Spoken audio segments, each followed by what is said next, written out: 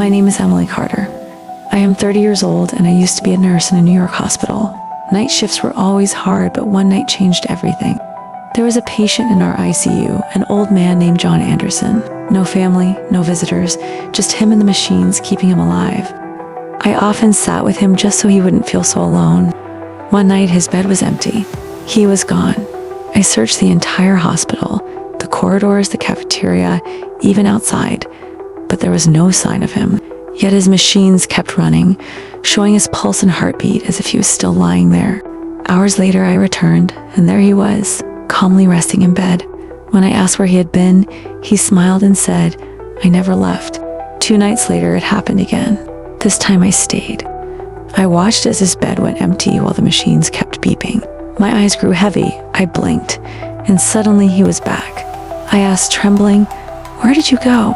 His answer chilled me to the bone. He said, "I went home. My family is waiting. All of them. They want me to come." 3 days later, John Anderson was dead. His condition had not been that bad, but he was gone. I thought it was over. But a few nights later, the same ICU machine came alive. The monitor lit up and the beeping of a heartbeat echoed in the empty room. The bed was completely empty. That night, I somehow survived until morning, and after that, I never returned to that hospital again.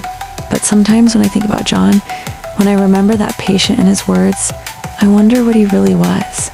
And every time that thought crosses my mind, my whole body trembles.